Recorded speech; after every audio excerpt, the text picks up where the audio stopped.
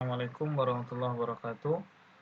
Mahasiswa sekalian yang saya hormati dan saya banggakan, alhamdulillah pada hari ini kita bisa kembali melanjutkan perkuliahan kita, perkuliahan yang masih bersifat online ini, dan saya akan merekam materi dan membuat video materi yang berjudul tentang EJRP. Ini adalah materi kita pada pertemuan yang ke-8. Pada pertemuan yang ke-8 ini pembahasannya tentang routing dynamics ya, routing dinamik yang memang pembahasannya adalah tentang EIGRP. Oke, dalam pembahasan kali ini kita ada beberapa subtopik yang akan kita bahas ya. Misalnya yang pertama itu bagaimana karakteristik dari EJRP, kemudian bagaimana implementasi EJRP untuk IP address versi 6, versi 4, dan seperti apa operasi EJRP ini, dan juga bagaimana implementasi EJRP untuk IP versi 6. Nah, yang pertama kita lihat karakteristik dari EJRP. Jadi memang dari sisi dasar fitur dari EJRP ini, dia adalah salah satu peningkatan dari IGRP ya, IGRP yang ini adalah yang punya Cisco dan dia bentuknya distant vector ya, dan ini dirilis tahun 92. Nah, kemudian EJRP ini dibuat sebagai versi classless dari EJRP. Nah, kemudian EJRP ini juga dipilih bagus untuk jaringan yang large network ya, jaringan yang besar. Kemudian EJRP ini juga dia sudah support multi protocol network. Nah, dan memang ini adalah dibangun primer oleh Cisco router ya, tetapi EJRP sudah bisa digunakan oleh berbagai vendor, tidak hanya punya Cisco. Nah, kemudian fitur-fitur EJRP ini ya, yang di sini yang dituliskan dalam slide ini, yang pertama itu ada diffusing update algorithm atau singkatannya adalah dual. Nah, ini deskripsi atau maknanya adalah EIGRP ini dia menggunakan dual ini ya, algoritma ini sebagai algoritma routingnya. Nah, kemudian kelebihannya di sini adalah memang algoritma dual ini dia menggaransi dia bebas dari looping ya, dan juga sebagai bisa untuk jalur backup dalam domain routingnya. Nah, kemudian yang kedua fiturnya adalah dia establishing network adjacencies. Nah, dia artinya dia membangun kedekatan dengan router tetangganya. Jadi di sini artinya deskripsinya adalah EJRP ini dia membangun relasi ya dengan router RJP yang langsung connect ke dia, with direct connected RJP router. Nah, itu maksudnya. Jadi dia membangun relasi dengan router tetangganya. Nah, jadi di sini juga dia mengatakan bahwa dia bisa untuk track status dari tetangganya, artinya melacak status dari router tetangganya. Kemudian yang ketiga, Reliable Transport Protocol atau RTP. Nah, ini fitur ini digunakan oleh EJRP untuk menyediakan semacam pengiriman paket dari EJRP untuk tetangganya. Nah, jadi ini RTP ya, Reliable Transfer Protocol. Dan RTP dan tetangganya, router tetangga itu biasanya mengiklankan itu menggunakan algoritma routing dual tadi. Kemudian di sini fiturnya juga ada istilah partial dan bounded update, artinya update-nya parsial dan terbatas gitu kan. Nah, jadi dalam EJRP ini dia EJRP send partial trigger. Jadi artinya dia memang mengirim update-nya secara parsial gitu kan. Artinya update-nya ketika sebuah path atau jalur ya, ataupun ada metriknya yang berubah. Nah, jadi itu baru dia mengirim semacam update ketika ada suatu kondisi apakah jalur atau metriknya berubah. Nah, kemudian hanya router yang membutuhkan informasi yang akan diupdate ya. Nah, tujuannya adalah untuk meminimal penggunaan bandwidth. Nah, itu maksudnya parsial dan bounded update. Artinya update-nya tidak secara periodik, tapi tergantung dari kondisi atau ada perubahan. Nah, kemudian yang berikutnya, fitur EJRP ini adalah equal dan unequal cost load balancing.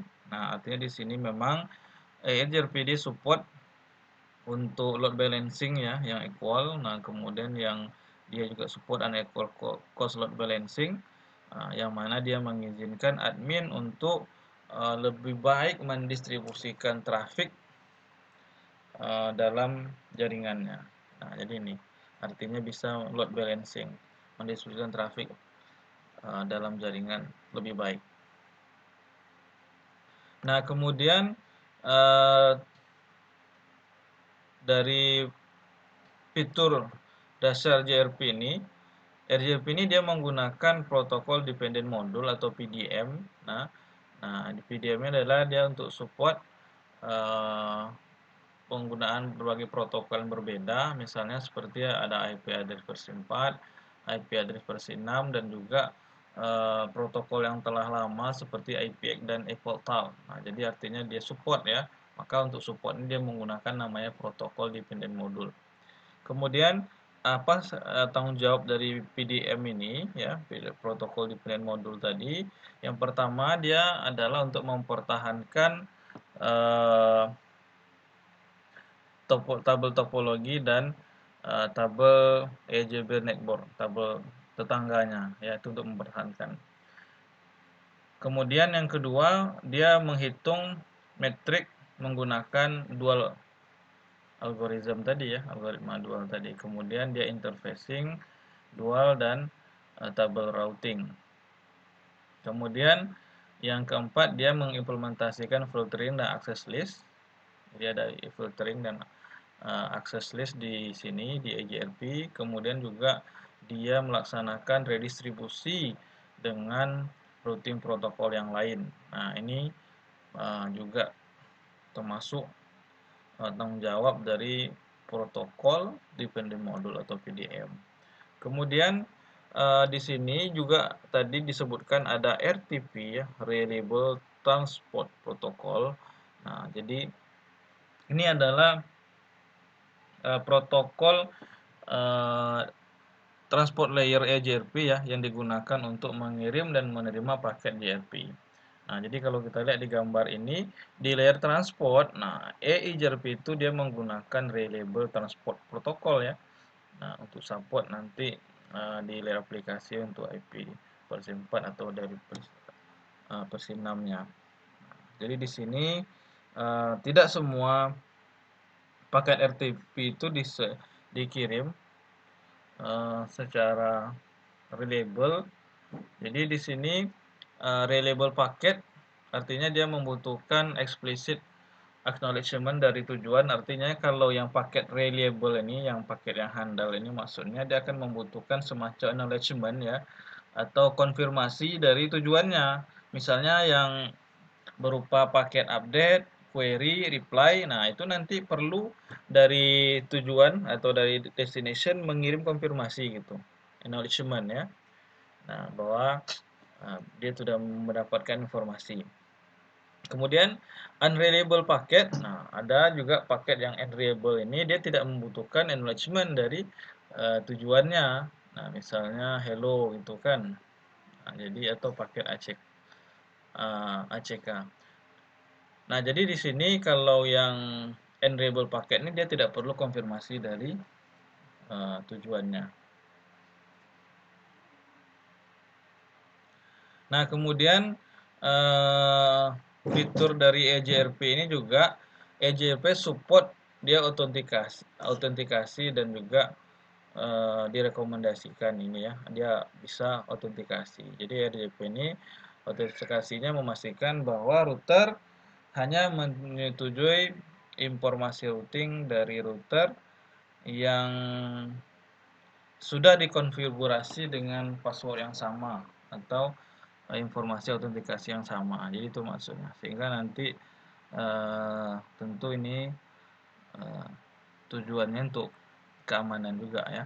Nah, jadi di sini ada autentikasinya dengan misalnya menggunakan password.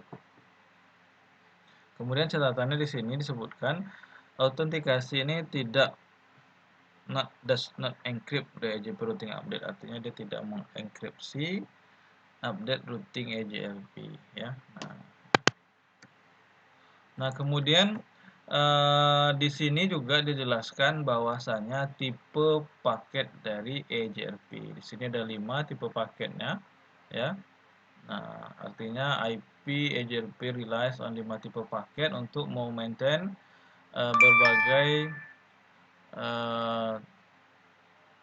tabel dan juga membangun kompleks relationship dengan router tetangganya. Nah, jadi ini tipe paketnya yang ada dalam EJRP. Yang pertama itu hello packet. Nah, ini digunakan untuk menemukan ya, atau mencari router EJRP di dalam jaringan. Kemudian update ini untuk membuktikan informasi routing ke tujuan yang diketahui. Nah, kemudian acknowledgement, nah ini adalah konfirmasi bahwa misalnya paket EJRP sudah diterima.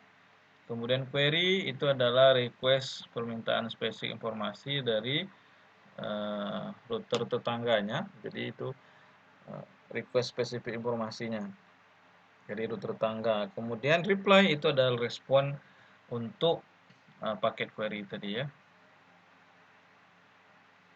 Kemudian di sini pembahasan yang pertama itu adalah pembahasan hello packet ya. Hello packet ini tadi dia kan digunakan untuk discover kan, untuk mencari atau menemukan dan juga untuk membentuk adjacencies with neighbor. Jadi untuk membentuk kedekatan dengan router tetangganya. Misalnya di sini dalam mendengarkan hello ya, sebuah router itu membuat sebuah network table.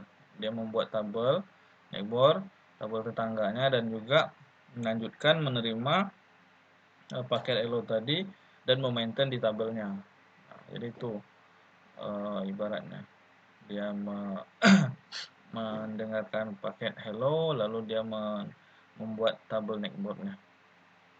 Kemudian paket hello ini selalu dikirim dengan unreliably ya, artinya tidak perlu acknowledgement di sini.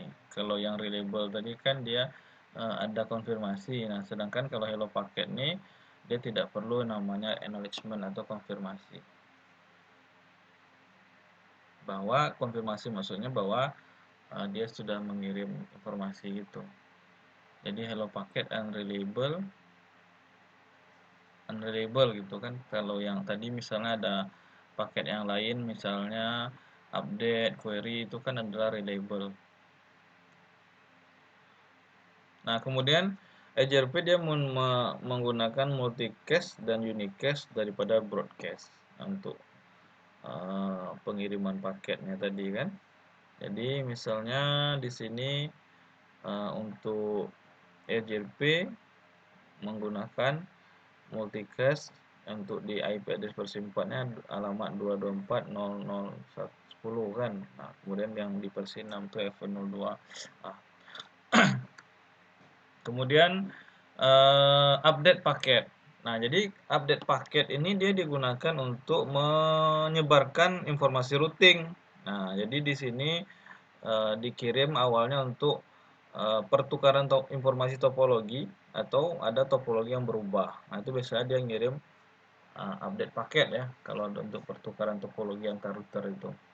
Kemudian EJRP di paket update ini hanya terdiri only contain needed routing information. Jadi ya hanya terdiri dari routing informasi yang dibutuhkan dan unicast to router that require it. Nah, jadi artinya pengirimannya unicast ya. Nah, itu yang paket update EJRP ini. Kemudian update paket ini send reliable. Nah, jadi kalau dia dikirim dalam reliable, model reliable tadi, artinya ada kebutuhan untuk konfirmasi atau acknowledgement ya. Nah, jadi ketika ada dikirim paket update misalnya dari R2 ke R1 gitu kan. Nah, maka nanti perlu acknowledgement-nya atau konfirmasinya bahwa dia sudah mendapatkan informasi itu. Kemudian acknowledgement paket ini adalah dataless, tidak ada datanya gitu ya. Nah, hello paket digunakan untuk mengindikasikan hello packet used to indicate receive or any packet. Nah, jadi artinya di sini hello packet ini digunakan untuk mengindikasikan diterimanya setiap paket EJRP selama exchange ya, reliable exchange, pertukaran yang reliable tadi. Nah, jadi kemudian acknowledge ini ya menggunakan use to acknowledge. Jadi artinya yang menggunakan konfirmasi ini adalah paket-paket yang paket update, paket query, dan reply paket. Nah, ini dia perlu konfirmasi gitu.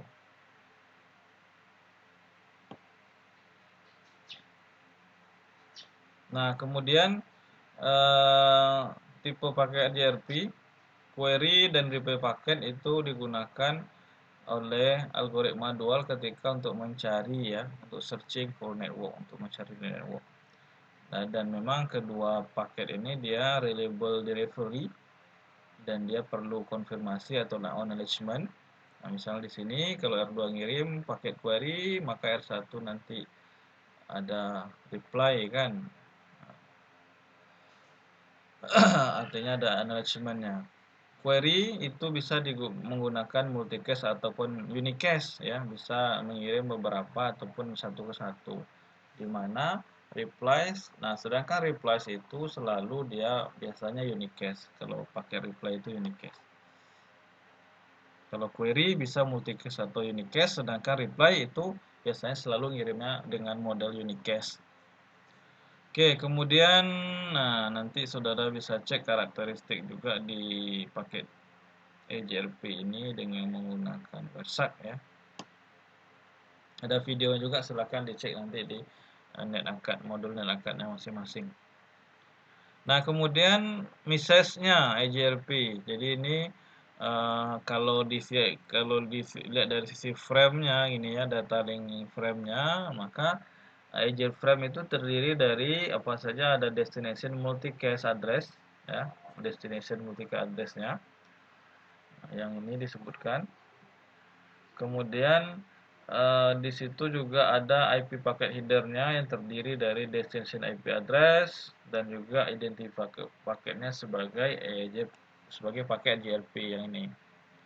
Nah, kemudian di situ baru kemudian data porsi dari EJRP message terdiri dari ada paket header, kemudian ada TLP tab ya, tipe TLP-nya. Nah, ini adalah message yang ada dalam EIJRP ya.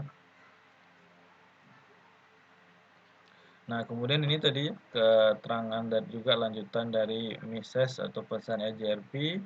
EJRP message terdiri dari header ya dengan opcode field yang spesifik ya tipenya. Nah, jadi bisa tipenya hello, paketnya maksudnya ada yang ACK, update, query, dan reply. Dan juga ada autonomous system number field-nya di sini. Nah, jadi kita lihat di sini ini adalah EJRP message, di sini ada EJ paket header-nya. Nah, apa isinya dari EJ paket header? Nah, ini ada versionnya, opcode-nya, checksum ya. Nah, dalam di sini ada lagi autonomous system number-nya ya kan, kemudian ACK sequence flag.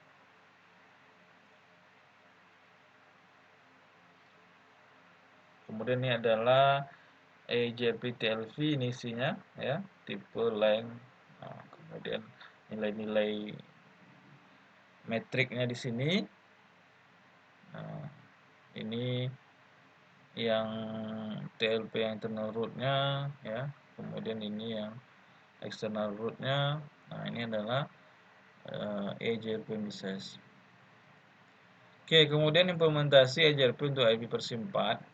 Jadi untuk konfigurasi EJRP dengan IP/4, jadi router dalam topologi itu memiliki konfigurasi awal yang terdiri dari alamat interface-nya. Nah, jadi misalnya di awal tidak ada static routing atau dynamic routing yang dikonfigurasi dalam setiap router. Jadi konfigurasinya menggunakan address ya, alamat di interface. Kemudian dalam konfigurasi EJRP dia biasanya juga ada nanti Unautonomous System-nya atau AS di sini disingkat. Itu apa? Adalah koleksi dari jaringan di bawah kontrol single authority yang mengacu pada RFC 1130. Nah, jadi AS autonomous system ini AS number ini dia dibutuhkan untuk pertukaran rute antar autonomous system. Nah, ya. Misalnya kalau kita lihat di sini nih autonomous system yang 64515 ya. Nah, ini autonomous systemnya. Ini autonomous system 64239. Jadi satu ini yang collection tadi ya, collection of now under protocol single authority tadi. Kemudian AS number, jadi autonomous number ini juga dimanage oleh IANA dan ditetapkan dengan RIRS to ESP ya. Nah, ini urusan dari standar-standarnya ya, standar yang mengelolanya, Internet Expert Provider dan institusi yang connect ke institusi menggunakan AS number. Nah, biasanya AS number tadi itu dia menggunakan 16 bit number yang mulai dari 0 sampai 65535. Nah, sejak 2007 AS number sekarang bisa 32 bit ya. Nah, sehingga jangkaan jumlahnya sampai 4 miliar.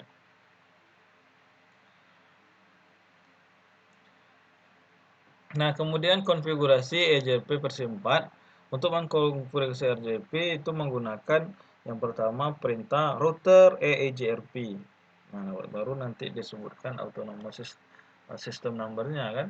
Nah, jadi autonomous system ini fungsinya sebagai proses ID-nya. Nah, autonomous system number digunakan oleh EJRP untuk konfigurasi hanya signifikan untuk routing domainnya ya. Jadi itu routing domain. Nah, kemudian semua router di RJP domain itu harus menggunakan AS number yang sama ya, autonomous yang sama atau process ID number yang sama. Itu kalau dalam routing domain yang sama, maka dia menggunakan AS number yang sama. Jangan mengkonfigurasi multiple instance of EJRP on the same router.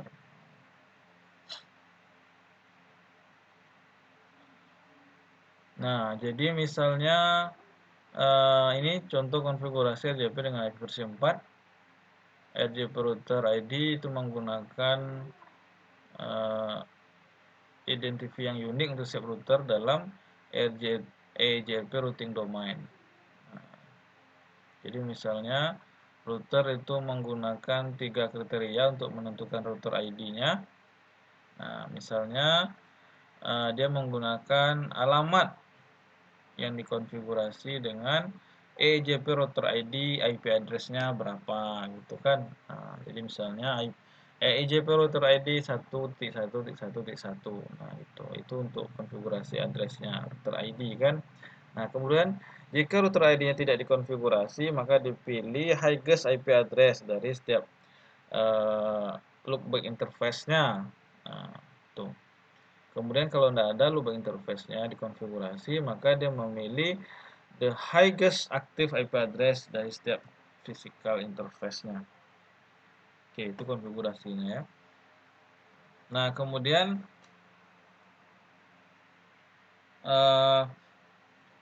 nah ini konfigurasi IP address versi 4 EJRP dengan versi 4 ini kan, misalnya ini router EJRP 1 itu untuk autonomous systemnya tadi ya. Nah, biasanya kalau yang dalam satu domain itu autonomous systemnya sama AS-nya gitu kan. Nah, misalnya router EJRP 1, lalu kemudian ini adalah router ID-nya tadi, EJP router ID misalnya 1.1.1.1 kan. Nah, jadi kalau dari konfigurasi ini, so IP protokol yang muncul nanti router ID-nya ini. Nah, R2 juga router EJRP 1 ya, sama autonomousnya karena dalam domain routing yang sama. Kemudian misalnya R2 ini dia router ID-nya 2.2.2.2 ya. Nah, yang ini. Kemudian konfigurasi berikutnya bisa menggunakan network ya, network number. Nah, untuk konfigurasi memungkinkan mengiklankan sebuah network dalam EJRP. Nah, ini dia memungkinkan juga ini konfigurasi menggunakan network address untuk memulai transmisi dan menerima update EJRP. Nah, termasuk network atau subnet dalam update EJRP. Nah, ini contohnya kalau kita lihat kan, dia memungkinkan interface di subnet 172.16.1.0 yang ini dan juga 172.16.3.0. Nah, kalau yang di networknya 172.16.00. Sedangkan yang 10.0 ini berarti dia subnet 192.168.10.4. Bisa ya, memungkinkan juga. Nah, ini contoh konfigurasinya. Kemudian dengan wildcard mask ya. Sebuah wildcard mask itu sama dengan subnet mask, tapi ini kalkulasinya dengan subtracting ya. Subtracting dari subnet mask atau inverse dari subnet mask. Misalnya contohnya ini subnet mask 255.255.255.252. Nah, bagaimana cara menghitung wildcard masknya? Nah, kebalikannya dengan cara apa? Dikurangi dengan nanti yang subnet mask ini pengurangnya adalah ini 255.255.255 ini. Misalnya ini dikurangi kan. Nah, jadi ini 255 kurang 252 3, ini 0 0 0. Nah, ini lewat wildcard masknya. Nah, jadi nanti kalau dikonfigurasi misalnya router EJRP 1 network 108.168. Nah, karena dia net masknya 252, jadi ini dia 0003 gitu. Kemudian EJRP secara otomatis mengkonvert sebuah subnet mask ke wildcard mask equivalent. Misalnya dengan mengentrikan 1.118.255.255.255.255.252, maka secara otomatis dia akan convert yang tadi itu ke wildcard masknya jadi 1.118.168.0003. Nah, contoh misalnya kita konfigurasi satu router JRP 1 network 1.108.168 net, lalu ditulis net masknya ini 252 n. Nah, jadi nanti ketika di show running config ya, maka yang muncul adalah wildcard masknya ini. Nah, jadi dia otomatis mengkonvert subnet menjadi wildcard mask. Kemudian di sini juga nanti biasanya perlu konfigurasi passive interface ya, untuk mencegah update EJRP itu keluar dari router interface yang dibutuhkan. Nah, jadi itu perlu namanya passive interface, sehingga update-update yang tidak diperlukan tidak terjadi.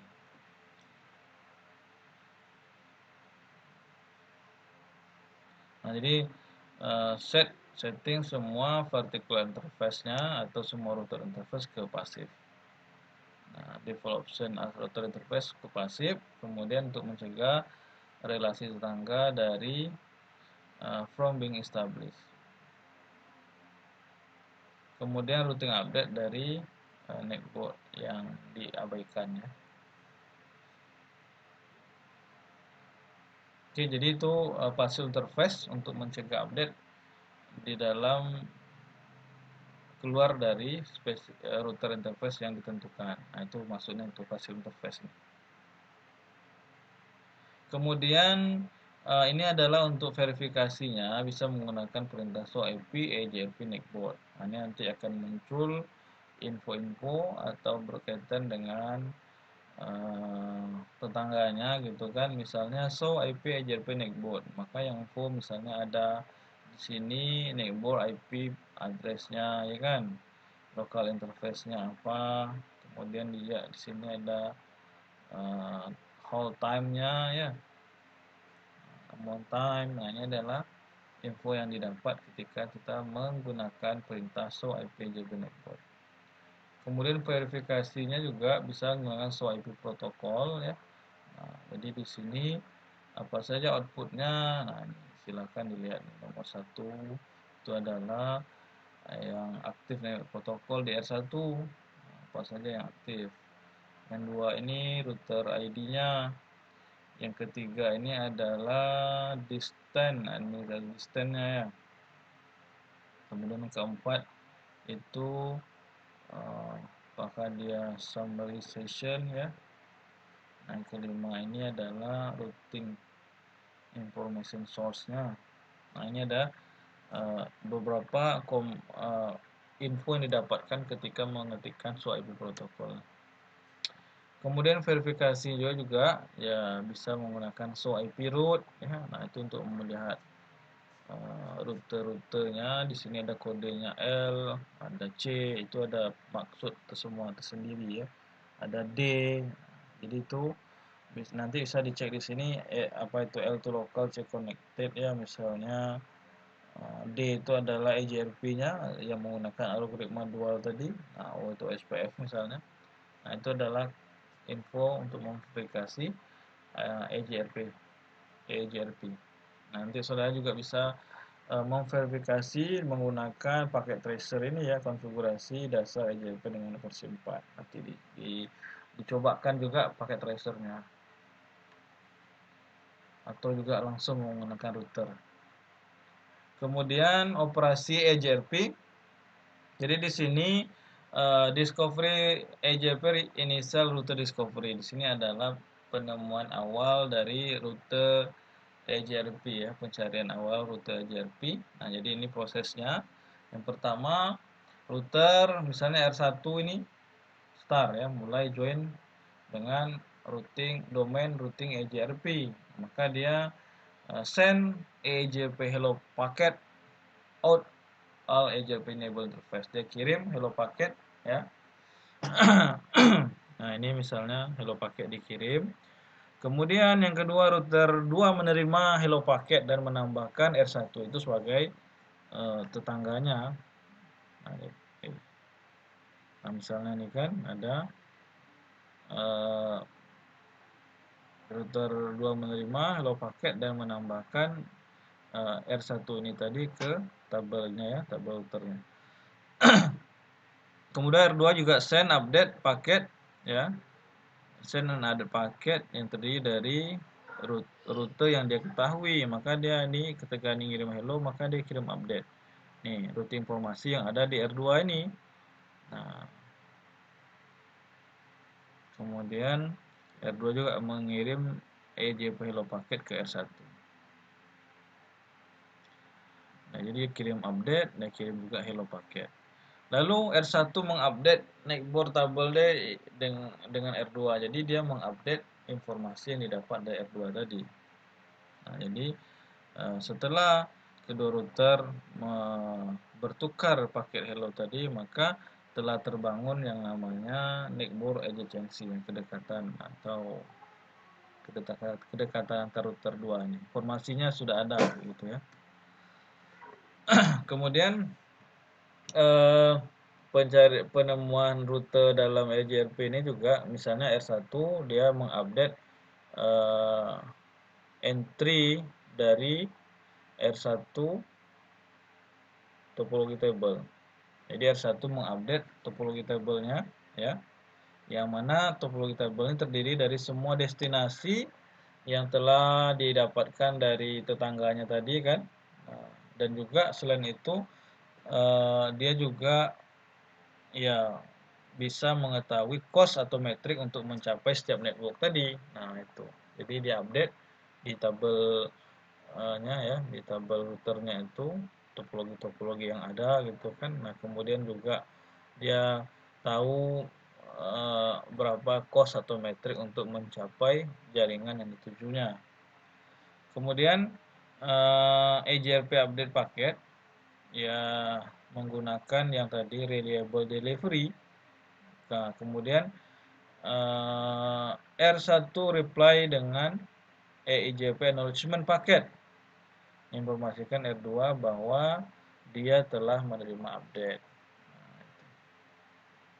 Jadi di sini tadi R1 sudah topologi tabelnya sudah diupdate gitu kan. Nah, kemudian dia mengkonfirmasi ya acknowledgement.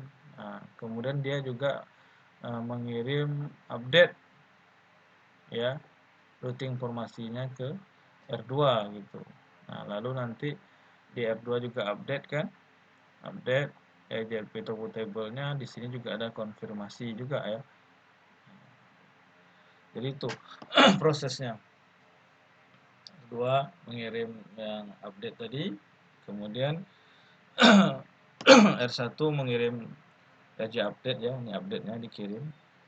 Kemudian R2 menerima update tadi, lalu R2 merespon update-nya dengan acknowledgement atau konfirmasi.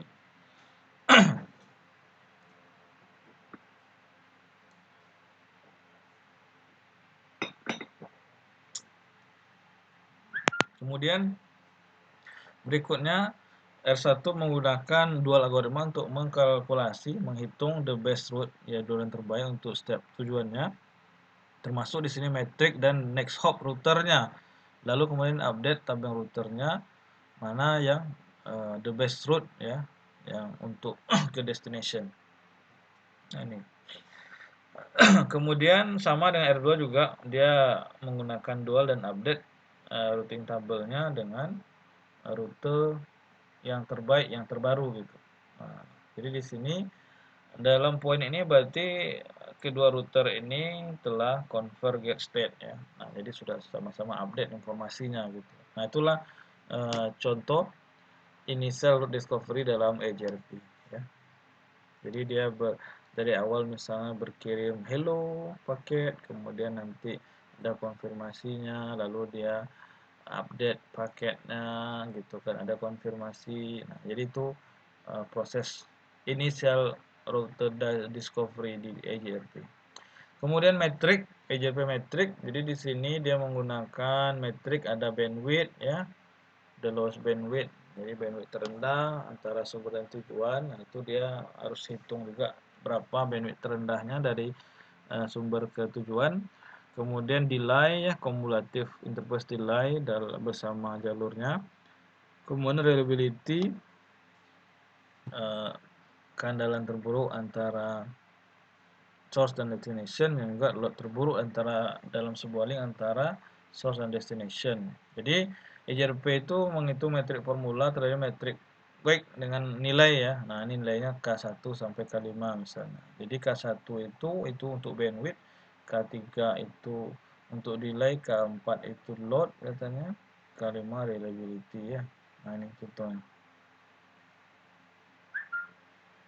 Nah, ini untuk menghitungnya metrik.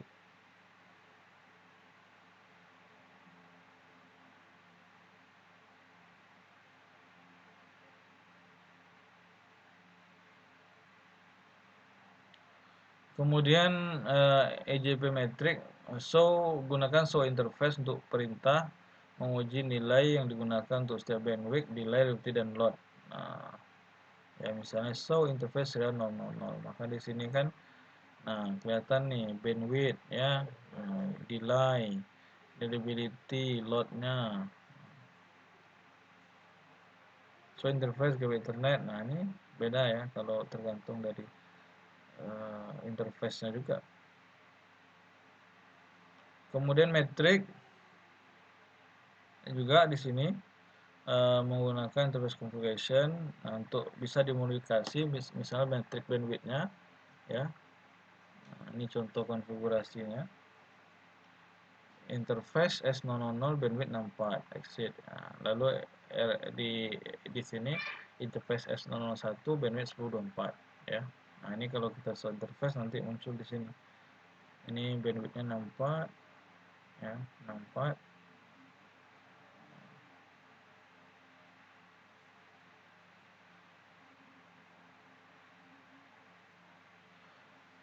Nah, kemudian delay diukur dengan waktu yang diambil oleh sebuah paket dari dalam perjalanannya dalam sebuah rutenya gitu ya. Nah, ini waktu yang diambil untuk paket traverse route, jadi berjalan dalam sebuah rutenya. Nah, delay ini matrix not measured dynamic, tidak diukur secara dinamis. Nah, ini nilainya statik gitu kan, dan dia diukur dalam microsecond berdasarkan triple link yang mana interface-nya terkonek. Nah, kemudian nilai delay ini dikalkulasi menggunakan kumulatif ya. Semua interface delay bersama dengan jalur dibagi dengan 10. Nah, ini untuk menghitung algebra metrik.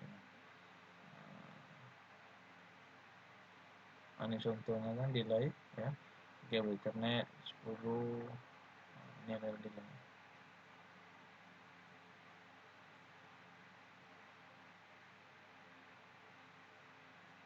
Kemudian ini juga menentukan metriknya ya untuk menentukan link yang slow.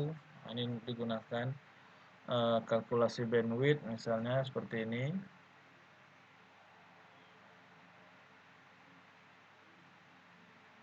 Nah, ini juga bagaimana EJP menentukan metrik ya, bandwidth tambah delay ke 256. Kemudian operasi dan topologi table. Jadi di sini EJP dia menggunakan algoritma dual tadi untuk menyediakan the best, yang terbaik, dan juga untuk bebas dari looping ya.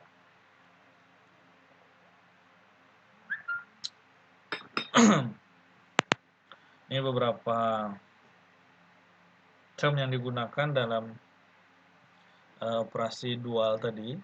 Ada istilahnya successor ya, kemudian visible successor, report distance, dan visible distance.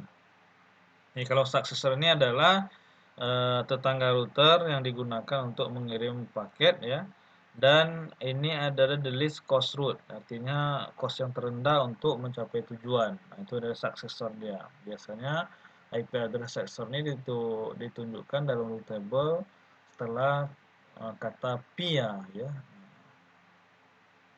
Kemudian yang kedua, file visible successor, ini adalah jalur backupnya, dan dia juga bebas dari looping ya. Dan harus ini visible condition ya, kondisi yang layak. Ada reported distance. Nah, ini juga sama istilah dengan adported distance atau AD. Ini adalah reported metric ya, yang dari netboard yang menginformasikan rute. Jadi RD ini dia harus kecil dari FD ya, visible distance. Kemudian ada visible distance. Nah, ini adalah actual metric dari rute dari sebuah rute dari router yang sekarang.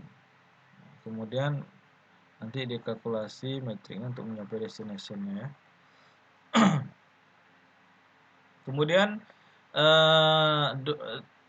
dual dan tabel topologi. Jadi kalau routing ini ya, bahkan untuk yang temporary. Nah, jadi kalau ada yang namanya looping routing atau looping loop ini, walaupun itu misalnya sementara terjadinya, itu bisa menurunkan atau merusak dari network performance ya, menurunkan kinerja dari routing EIGRP. Maka untuk mencegah routing loop itu dia menggunakan algoritma dual tadi ya. Nah, kalau ada routing looping itu mencegahnya menggunakan algoritma dual. Nah, algoritma dual ini digunakan untuk mendapatkan kebebasan dari looping ya. Kemudian decision proses, keputusan proses untuk semua rute itu dihitung ya dengan istilahnya dual visit state machine atau FSM, finite state machine. Nah, jadi apa itu FSM tadi? Dia adalah semacam workflow model ya, jadi model alur kerja sama semacam flowchart. Nah, jadi di sini misalnya informasi dari SFM itu ada nanti finite finite state number states ya. Nah, itu adalah jumlah tahap status yang terbatas kan. Nah, kemudian ada juga transisi antara tahapan-tahapan tersebut dan ada operasinya. Jadi di sini dual Epsilon track dia melacak semua rute dan menggunakan metode EJRP untuk memilih yang efisien ya, yang bebas dari looping dan juga untuk mengidentifikasi rute yang paling rendah ya. Nanti kemudian dia akan masukkan dalam tabel routing. Nah, Oke, kemudian tadi ada istilah successor ya. Successor ini adalah neighboring router. Jadi router tetangga dengan the least cost route to destination. Artinya ya cost yang paling rendah untuk mencapai jaringan tujuan jaringannya. Nah, biasanya kan successor IP address itu ditunjukkan dengan via. Nah, misalnya nih, ini adalah successor nih, karena setelah kata via ini kan, nah itu adalah successor. Kemudian ada lagi FD tadi, physical distance. Ini adalah the lowest calculated metric. Jadi metrik yang rendah yang dihitung untuk mencapai destination work ya. Nah, jadi visible distance ini second number dalam bracket yang ini ya. Nah, ini kan bracket nih. Jadi yang visible distance itu adalah yang ini. Angka keduanya. Dan biasanya juga dikenal dengan istilah metrik untuk rutenya. Nah, misalnya EJP best path for untuk jaringan 10 nih itu melewati R3 ya, misalnya nih. Nah, ini ke sini. Itu adalah jalur terbaiknya kan? Nah, lewat sini dia. Dan visible distance-nya adalah nah nih 3000 ini tadi itu visible distance-nya ya. 3129. 3012096. Ini adalah visible distance-nya ya. Oke. Kemudian dual, jadi algoritma dual ini konversi cepat karena dia menggunakan backup ya, jalur backup yang istilahnya namanya adalah visible successor atau FS. Nah, jadi FS ini adalah dia semacam backup yang bebas dari looping ya, dan dalam jaringan sama sebagai successor. Jadi visible successor ini dia harus memastikan visible condition, kondisi yang terbaik itu. Nah, kemudian visible distance, visible condition ini bertemu ketika sebuah neckboard tetangga melaporkan report distance ini. Nah, report distance ini dia harus lebih kecil dari daripada local router visible distance. Nah, dia lebih kecil dari visible distance. Itu report distance ini ya. Nah, jadi jika dia memang lebih kecil dari visible distance tadi, maka itu mewakili dia bebas loop free ya, bebas dari looping. Misalnya di sini contoh report distance R1 adalah 2 juta 2170.112. Nah, ini lebih kecil dari R2 yang dimiliki oleh visible distance 3012096. Nah, maka di sini R1 ini adalah visible condition dan dia akan menjadi visible successor untuk R2 ya. Nah, jadi di sini ini adalah visible successornya nanti ya. Nah, artinya jalur backup jalurnya itu visible successor. Kalau misalnya di sini ada masalah down, maka nanti nah inilah backupnya, visible successornya gitu. Dan di sini Katanya yang nilainya tadi, nilai report distance-nya itu dia harus lebih kecil ya daripada visible distance-nya tadi. Nah, yang ini. Ini kan visible distance 3 juta tadi, maka visible distance-nya harus lebih kecil. Nah, artinya ini ke sini ya. Kemudian topologi, tabel topologi itu disimpan ya informasinya dan dihitung kalkulus distance vektornya ke tujuan. Jadi di sini ada nanti report distance ya yang disimpan untuk setiap netball dan dikeluarkan untuk ke destination. Kemudian juga visible distance ya. Router akan menggunakan ini untuk mencapai tujuan melalui tetangganya. Nah, sini juga nanti dia menggunakan passive state ya, active state. Passive state-nya rute dalam satu stabil dan siap digunakan. Active state, rute ini dihitung ulang oleh algoritma dual. Nah, kemudian di sini juga ada informasi-informasi kan, P, nah itu adalah rute dalam passive state. Nah, ini ya, passive state dia. Kemudian, nah ini juga nanti menunjukkan destination, satu successor-nya ya. Jadi ini adalah maksudnya kalau dalam ini JRP ini adalah successor-nya, ini adalah jarak terdekat dia mencapai tujuannya. Nah, kemudian visible successor-nya lewat sini kalau seandainya ini ada masalah. Ini visible successor.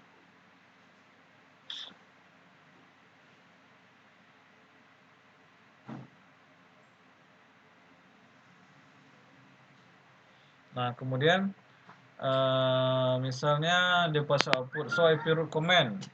Nah, jadi nanti ya visible distance-nya ini ya angkanya visible distance next hub router so IP RJ topology. Ini dan informasi ini adalah successor-nya. Kemudian juga convergen gitu ya. Nah, jadi the dual finite state machine ini terdiri semua logic use untuk mengkalkulasi dan membandingkan rute dalam EJRP network. Nah, jadi dia XM ini semacam mesinnya abstrak ya, yang digunakan untuk mendeskripsikan sebuah set of possible state. Jadi ini ya yang digunakan oleh dual ini untuk konvergen ini ya. Nah, ini kalau kita lihat prosesnya, logiknya seperti ini.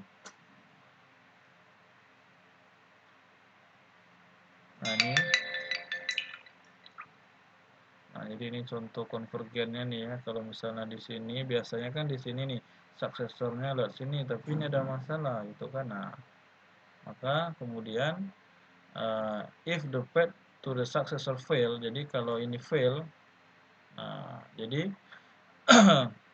dan di sana no visible successor, tidak ada visible successornya gitu kan, maka algoritma dual meletakkan jaringan dalam status aktif dan aktif query neckbore untuk new successor. Nah, jadi ini prosesnya kalau memang belum ada visible successornya tadi, dual mengirim query JRP ya ke router yang lain untuk sebuah jalur ke jaringan. Nanti router yang lain akan membalas JRP-nya dan meletakkan pengiriman JRP query.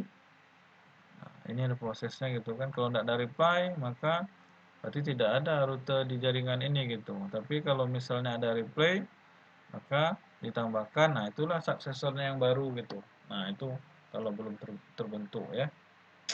Nah, ini proses seperti itu. Nah, nanti ini bisa dicobakan investigasinya dengan pakai tracer juga. Kemudian implementasi JP untuk versi 6 ya. Jadi di sini EJRP untuk versi 6 juga sama, desain vector team protokol, konfigurasinya juga hampir sama dengan versi 4. Nah, di sini dia menggunakan protokol number sama 88 juga ya, dia memaintain topologi dan query jika tidak ada visible successor yang tersedia. Dan dia menggunakan dua untuk menghitung successor root. Ini hampir sama dengan EJRP untuk versi 4. Nah, ini perbandingannya ya. Versi 4 EJRP versi 4 dan versi 6. Kemudian EJRP untuk IP6 message yang dikirim menggunakan source IP personal address, destination IP personal address nih ya. Nah, yang source-nya ini adalah IP link local address-nya dari exit interface. Nah, kemudian destination ini ketika paket membutuhkan untuk mengirim multicast address, maka dia mengirimnya dengan multicast address yang ini.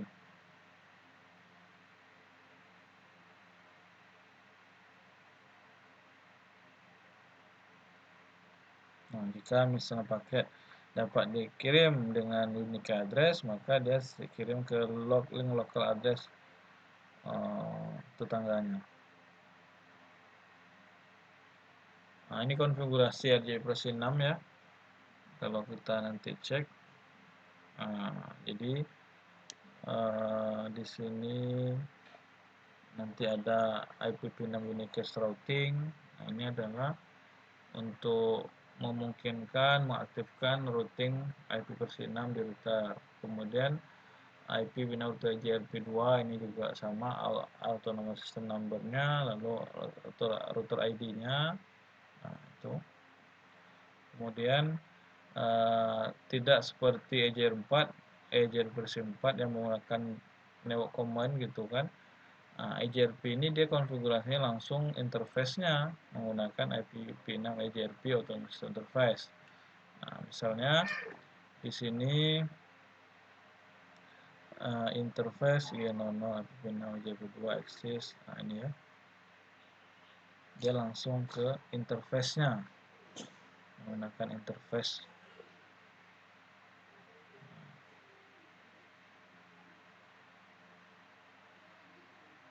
Nah, kemudian pas interface sama ya. Verifikasinya juga soal IPv6 EJRP Netboard. Nah, ini untuk menampilkan informasi itu adalah list tetangganya, kemudian address ya, interface. Nah, itu adalah perintah output dari perintah show IPv6 EJRP Netboard. Nah, ini verifikasinya. So IP6 protokol, ini informasi yang bisa dilihatkan. Kemudian so IP6 root, ini informasi yang bisa dilihatkan. Nah, konfigurasinya nanti silahkan dicoba juga di paket tracer.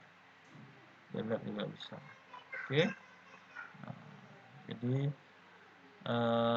conclusionnya ERJP itu adalah classless design vector routing protocol. Kemudian dia menggunakan D itu dual ya, dual algoritma. Diffusing update algorithm itu dual. Kemudian nanti di sini fitur-fiturnya ada reliable transport protocol ya, ada partial bounded update, equal cost load balancing. Kemudian dia menggunakan protokol dependent module.